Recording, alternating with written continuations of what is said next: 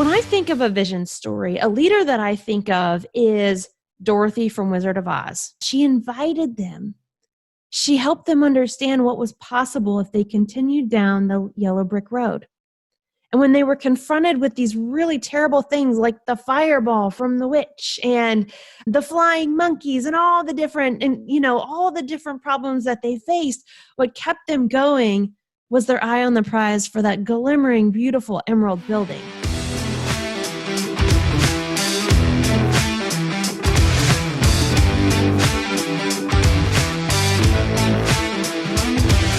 Hey there, friend, it's Stefanie Krievins, your host of the Hot Mess Hotline, where mid-level leaders learn to think like entrepreneurs. In today's conversation, we are going to dig into why you need more than just a vision statement for whatever change you're trying to push within your team or your organization, and why you need to communicate about 7 times by 7 times by 7 more times than you already are for the changes that you want to see in your team. And you're probably thinking to yourself, well, duh, Stefanie, but I'm going to give you some really tangible tools that you're going to walk away from this episode with so that you can create something that goes way beyond a vision statement and that you know the ways that you need to communicate. Because what I find in my work with leaders is that they tend to think that they're leveraging all of their channels in their company, but I can show you probably 3 to 10 more that you haven't even thought of. And these are things that you're already doing every single day as a mid-level leader. You know, this global pandemic has created massive change in a short amount of time. And during this season, I'm going to provide you with very tangible leadership and management tools that you can implement right after listening to every single episode so that you and your team can learn the hard lessons of this time, emerge more resilient and focused, and learn to guide your team through change even when there isn't a global pandemic that's forced your hand. And in today's session, we are digging into episode 3 of 6 for the first season of the Hot Mess Hotline, where we are continuing the conversation on the 8 steps that you need to take every single time you want to lead and guide change. And we are pulling from the expertise of John Kotter and his work through a book called Leading Change, or if you're not into a couple hundred page read, he has a shorter article by the same title and name through Harvard Business Review. So check out either one. I found the book to be much more helpful than the article itself, just for very tangible tools. And then we're also going to combine that with my client stories of how they've tried to implement these steps using me as their coach and using their own expertise as a leader to guide their teams and their companies through really amazing results and amazing successes. Right now, you need tools to make sure that the great things that come from this COVID-19 situation stick and that you fix those weaknesses that get revealed too. Let's dig in, friend. I have a master's degree in nonprofit management, and one of the things that you have to study if you're going to be a nonprofit professional is how to create a vision statement and then how to connect that to the rest of the organization's work. And I find the exact same truth in the for-profit world. We need a vision statement, but I think as leaders, we get a lot of things wrong when we try to create one. And the first thing that I tend to see in organizations is that we create vision statements that are full of jargon, and they're for some undetermined amount of time, right? Like we just kind of let it out into the universe that in maybe 25, maybe 50 years, we're going to solve some really big, hairy problem. And so it just doesn't create enough for your employees to latch onto, to understand why it's so important to stay focused on this vision that may or may not happen in 25 years. There's nothing to connect with to create urgency, which, as we learned in the last episode, that's step number 1 to making change happen. So something that we think might happen in 25 years isn't enough for all of us to stay connected to. On the other end of it, I've been studying the EOS methodology, and the book Traction is super popular. There's awesome resources in there, but there's one that I took issue with. And he said that vision statements need to be between, I think, 3 and 11 or 3 and 8 words. So super pithy, super powerful. I disagree, my friend. I think we need vision stories that have a very firm timeline to it, and that's 10 years. In the research that I've done, powerful visions and amazing things can happen in 10 years. In the personal development world, there's a saying that we often underestimate what we can accomplish in 3, 5, 10 years and overestimate what we can do in 1 year. And I have found that to be true for my own self, for my own company, and for my clients. And so just digging into the research about what makes an effective vision statement for ourselves personally and for our companies and for our teams, it seems that 10-year mark is just far enough out to be slightly beyond our fingertips, but close enough that we can see it, right? When you're 35, you can picture being 45. When you're 45, you can picture being 55. But when you're 35, you're like, 70's, 70's down the way. I don't need to worry about that. I don't need to work out now to protect, myself from heart disease when I'm 70. Just as human beings, I'm not sure we exactly have the capacity to think that far ahead. So that 10-year mark is really, really important. And I'm going to say we need to get rid of the vision statement. I don't think it's effective. Of course, you're going to need easy ways to communicate the vision story, but we do that through multiple messaging opportunities. We do that through communicating through multiple channels. We don't do that through one singular statement. I just don't think it gets the job done. And so when you think about a vision story, you've got to think about the story arc, right? Like what makes something so compelling that you want to listen to it? It gives you goosebumps. You want to follow up on it. And that's a story arc that we're already so used to and that we experience through the media that we consume, through movies, through a really good book that you just don't want to put down. When you think about the success of Pixar, the reason Pixar has been so successful is that they have taken the story arc and really amplified it and created amazing movies that just get us drawn in and that we watch over and over again because of the way that they've been able to craft a story arc. And so what's in a story arc? Probably learned this in high school, haven't revisited it since unless you're in the marketing world. But a really great story has characters. Who are the people involved? Who are the people doing the work? And in your case, at your company and your team, everybody plays a role in the change that you all want to see in 10 years. What's the setting? What's the setting now? What's the setting in 10 years? How is it going to be different because of the way your company and team contributed? What's the plot? What's the action? What's going to happen? What's the background that we need to know? And then ultimately, a really great story has conflict. And so one of the reasons that our teams become complacent and don't push for change is that things are too easy. We're not having enough hard conversations.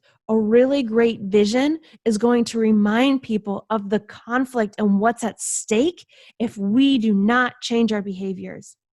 And then your vision story is going to talk about a resolution. And that is the key way that your company contributes to this big problem in the world. What I love about a vision story is it points to what can you do? What can your team do? What can your company do to change your part of the world? For those of us who embrace our missions and our visions, we know that we're not here to save everybody. We're not here to save the world. We're not here to save our company. We're here to do our part in the process. None of us can save. That is not our job as human beings. But we can play our part. We can step up our game. We can take responsibility for how we show up and what we follow through on. That's how the vision comes to life. And a really great vision story helps everyone understand that. And of course, when you're creating your vision story, it's going to be backed by data. It's going to have trend analysis in it. It's going to look at past revenue and expenses. It's going to look at future revenue expenses. It's going to look at trends in your industry. It's going to look at your trends in people management. That's going to be in there. But most people don't connect with data. They connect with story.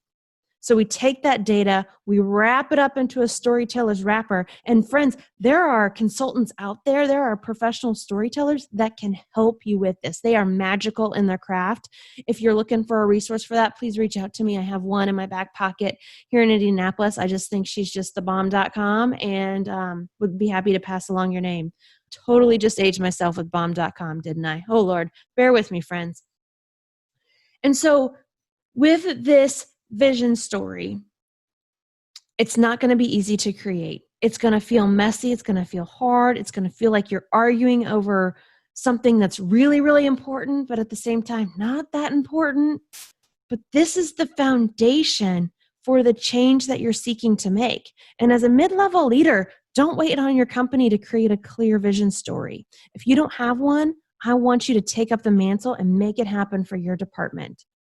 Wrestle with this with your team so that you can come up with a really compelling vision to rally everybody around on a consistent basis.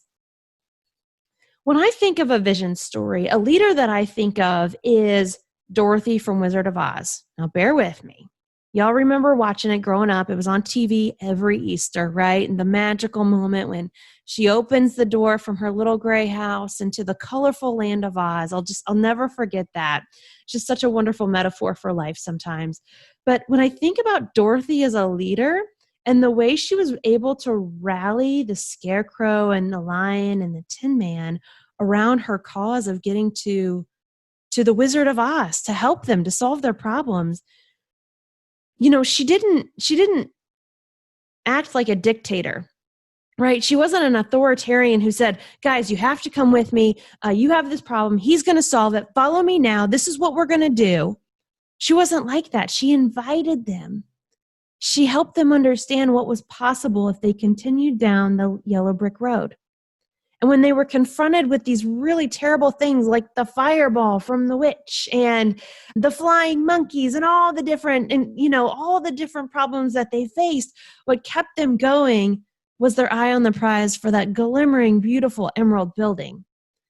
She also didn't micromanage them. Guys, in order to get to the Wizard of Oz, we have to take one step after another. We can only stay on the yellow brick road.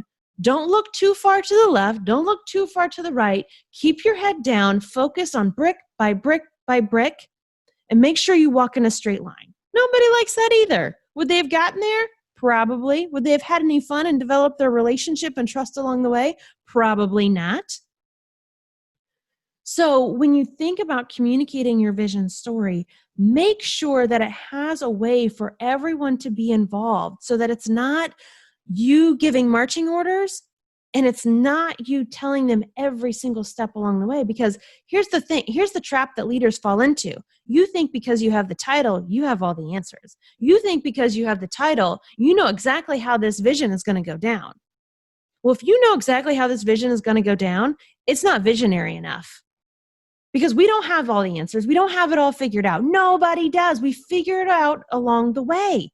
That's why execution is way more important than a strategy written on a piece of paper. So when you think about this vision story, make sure that it gives you goosebumps. It's emotionally compelling. It connects with your head and your heart. It needs to be focused and detailed enough to paint a picture, but not so detailed that it seems rigid. And this is an overarching guideline. You'll only know it when you see it. You'll know that it feels focused. You'll know that it's detailed enough to paint a picture, but not detailed enough that it seems rigid. Friends, I've seen way more really bad vision statements than I have good ones, so I don't have great suggestions here, but it's just part of the process you got to work through. Your vision story has to be easy to communicate.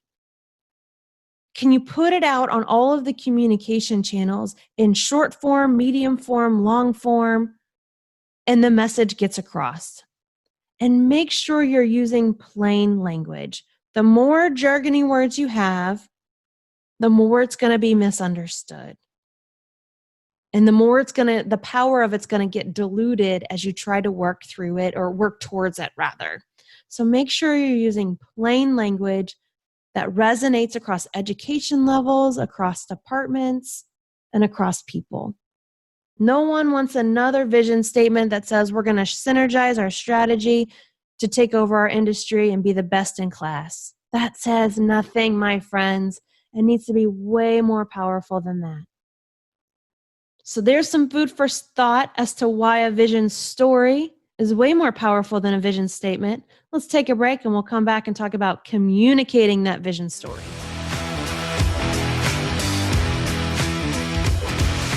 This season of the Hot Mess Hotline is brought to you by my Change Management Crash Course. This program is for the busy mid-level leader who needs to pivot out of this COVID-19 hot mess by creating new business results with an even stronger team. Go to changecrashcourse.com. Don't wait to become the pro troublemaker you've always wanted to be.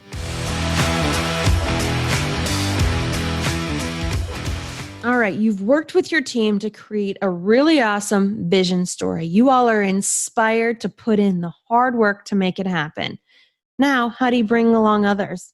Well, you've got to communicate it. I was in a coaching session with an IT leader just a couple of weeks ago, and he was feeling frustrated because his team had yet to pick up one of their new core values and live it out with the behaviors that they had designed. And so I said, all right, how have you communicated it?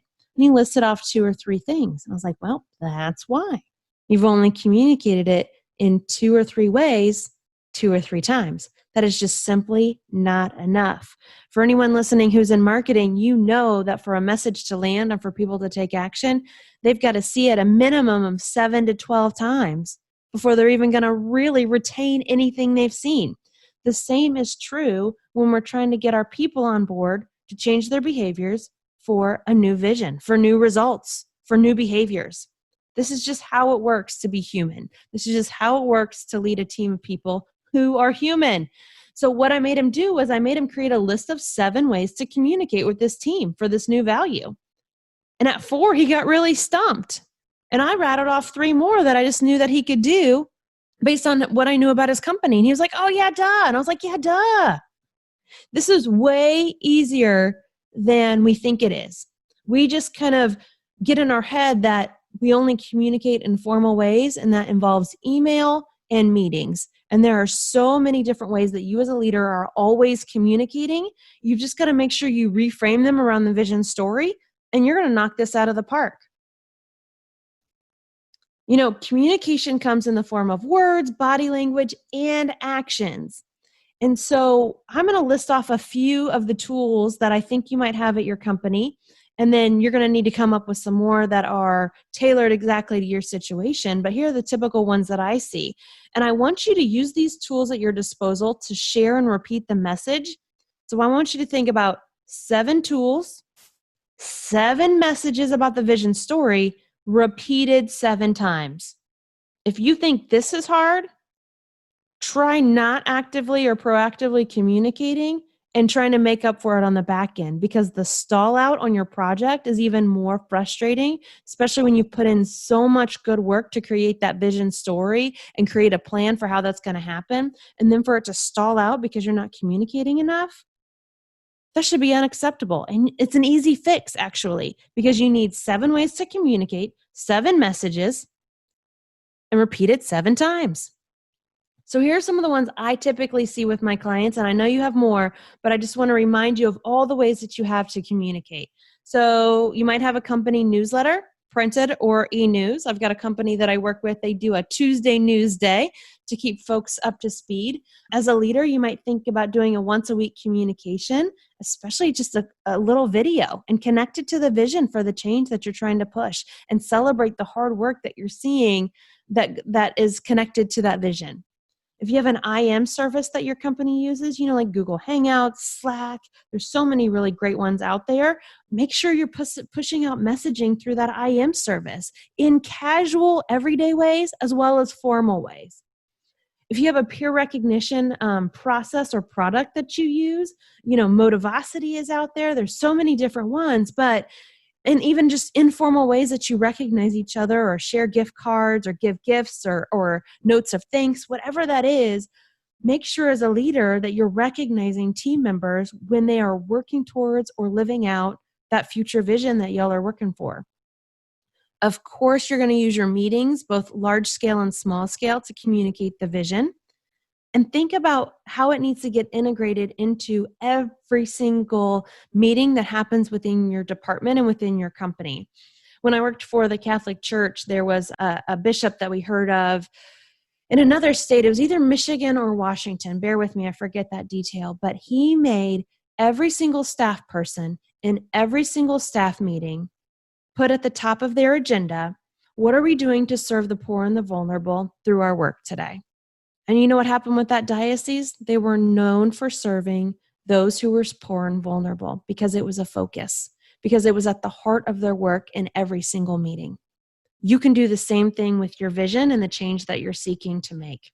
Don't forget to use posters, break rooms. A lot of companies now have TVs up that convey benefits information and other HR related items. Use that to communicate your vision story too. There's no reason why you can't have messaging up there.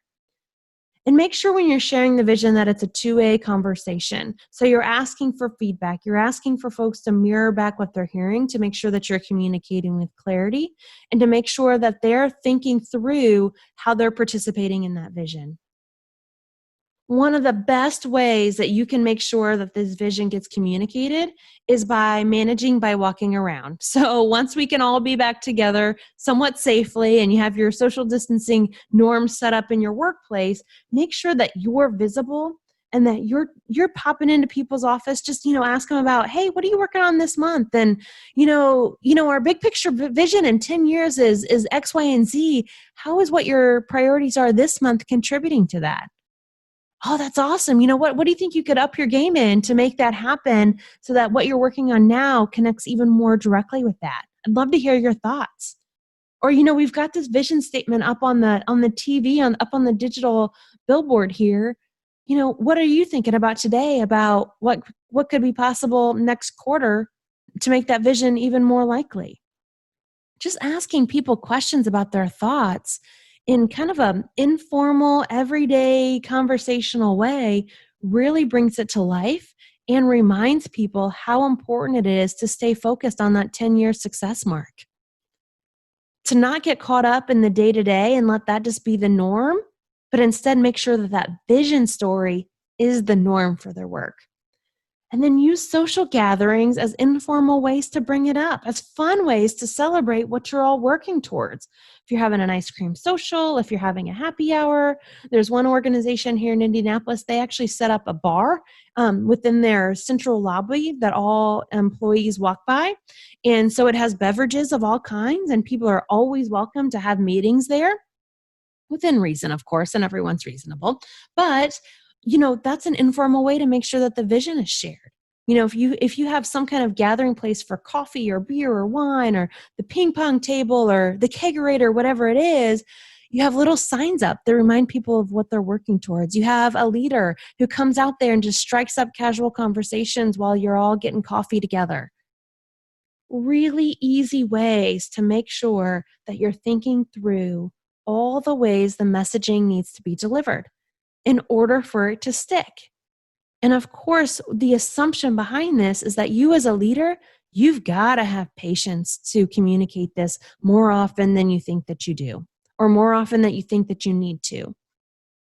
Because we all just have a variety of priorities in our head.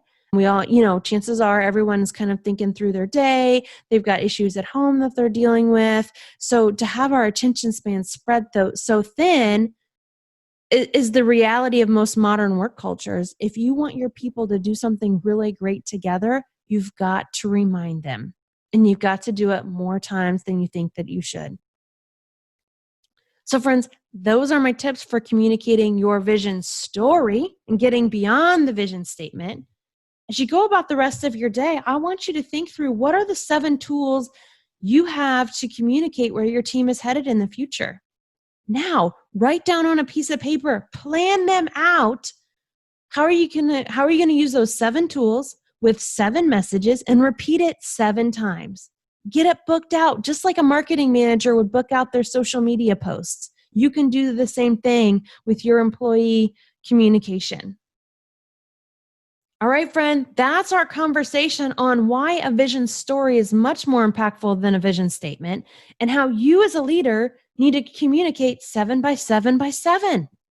And in the next episode, we're going to cover how you might be holding your team back from actually creating change and how to create meaningful short-term wins and why you should for all of your change initiatives, both big ones and small ones.